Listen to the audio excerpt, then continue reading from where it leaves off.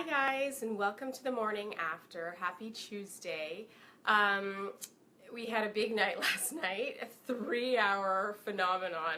I gotta say 3 hours is a lot to swallow, especially when you're writing about it. I'm curious to know if you guys feel the same way. I did, though, think that the episode itself, and I'm going to do two separate videos, one about the episode and one about Women Tell All, because there's just too much to cover in one. So I'm going to do two separate written recaps and two separate videos. The episode itself was redeeming after last week's horribly boring episode, and I don't even feel bad saying that. I think everyone agrees with me. Most people agree with me. It was a really boring episode. So last night, two solid one-on-ones. It was good chemistry. Both were really funny. I wrote in my notes that I felt like Nick was either more himself or just more goofy with Rachel and Vanessa, because I just found like there were more little funny moments. For example, when he and Rachel did a toast, and then there was this silence, and he was like, there was just little glimpses of his true personality that I felt like we haven't really seen in his time with Raven quite as much. I'm always the first to admit, maybe that was left on the cutting room floor, you never know, but I just felt like there were a lot of funny moments last night. Let's see in my notes.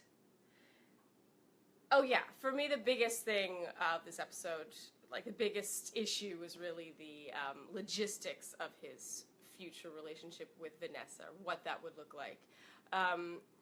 First of all, Nick isn't even talking about Vanessa like it's some conditional, oh, if we were to end up together. There was one sentence that I actually wrote down. He wrote, "We're very similar, to be honest, and it will offer us some challenges." He said will.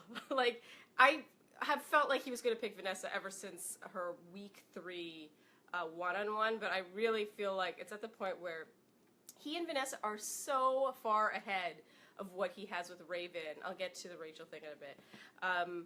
It's just Raven is just now being like, oh, I love you, and that's even hard to say. Meanwhile, he and Vanessa are talking about what city they're going to live in. It not would they live in, but will they live in? I just feel like there is no competition at this point. But unfortunately, the logistics are a big issue. Andy and I were talking about this while we were watching the episode. No matter what, someone is making a sacrifice, and it's an unfortunate scenario, really.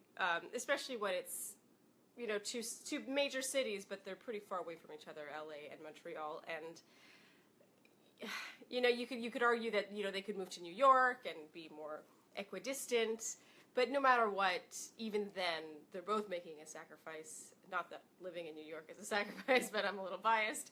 But I do feel like New York could be the best scenario for them, because they could drive up to Montreal. It's not that long. Andy and I have done it a few times. But man, that's a tough one, especially the concept of, her being a proud Canadian,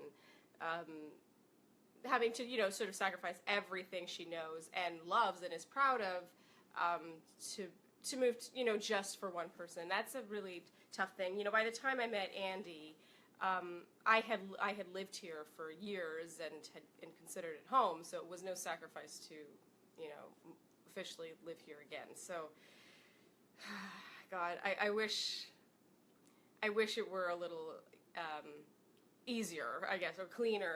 It's unfortunate, but I really did love how she, her rebuttal to him saying he's proud to be an American, as cheesy as it sounds, that she, was quick to respond with, well, I'm proud to be Canadian. Why should she be the one making that sacrifice? And there was just something, wonderfully strong about that. I love the more we see Vanessa, the more strong-minded she is, and she's really, she seems like a really good match for him. From what I know of what he looks for in a woman, she really holds her own. So yeah, I really, really, I love watching the two of them together. What else can I say? Okay, Rachel's departure. This would have been super, super heartbreaking. had it not been for the fact that we already know she's Bachelorette. So it was sort of like, this is going to sound kind of sick, but I found it fascinating, like, to watch. It was like a human experiment thing, you know, where to watch her heart get broken, and it really is getting broken, but you know she's Bachelorette, so it all kind of worked out. So it was just sort of, instead of it just being totally heart-wrenching, it was fascinating TV. Okay, anyway, be sure to check out my Flare recap and my Pretty Pandas recap, which will come later, and I will do another video in a bit about Women Tell All. Oh my god. Okay, so thank you for tuning in, and see you next week. Bye.